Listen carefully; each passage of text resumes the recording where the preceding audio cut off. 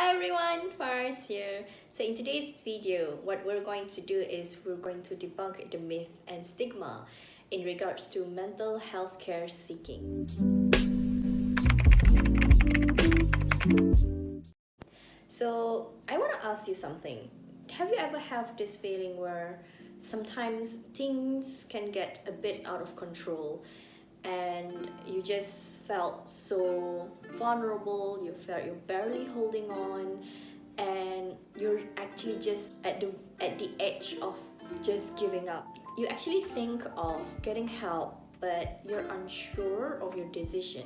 You have the intention, and the idea of getting help sometimes creeps you out. Mainly it's because you're scared of what other people may say about you, as you realize the stigma about mental health is real.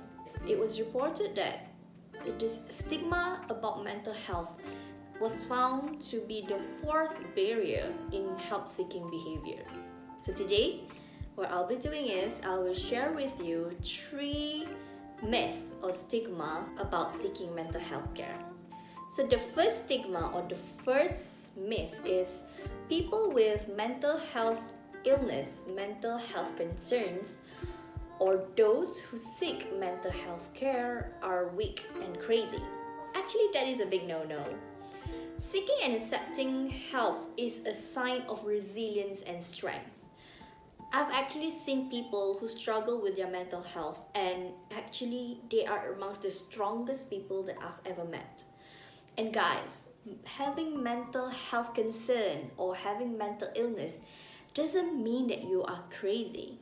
As human, of course, there are times when we became vulnerable, and it might alter our thinking. It may also destabilize our mood and skewed our perception of reality, and that doesn't mean that it's crazy.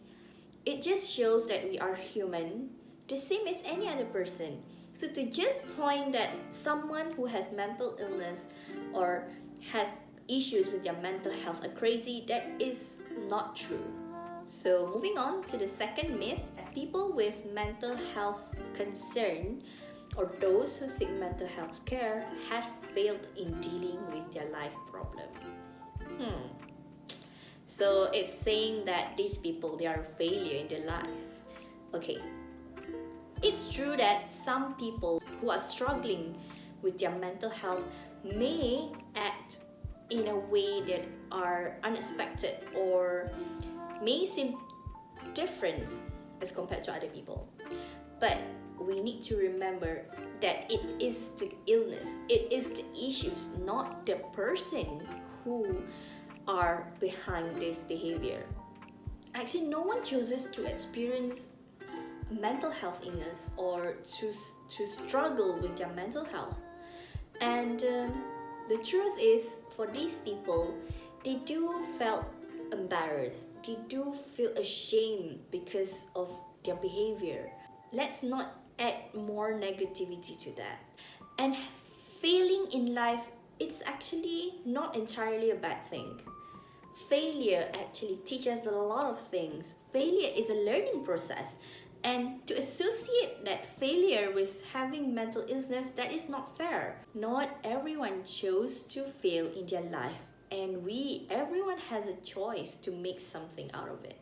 The third myth is people with mental illness or those who seek mental health care are spiritually failing or tainted. This is another interesting thing, and I've seen this a lot. Even amongst the people that I've met, even amongst the people that I know.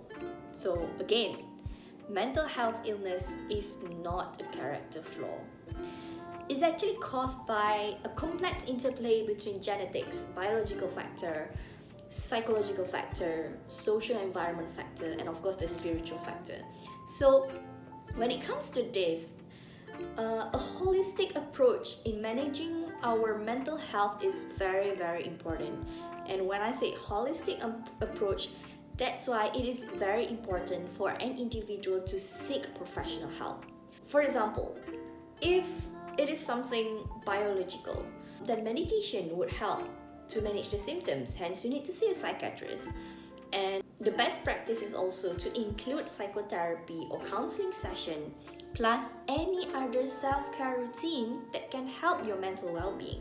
This is also includes spiritual or religious practice. As a human being, we are encouraged to put in efforts in dealing with anything in our life. Whenever we're sick, whenever we're feeling headache, whenever we're feeling a stomach ache, we go to the doctor to seek advice, medical advice. The same thing also for our mental health.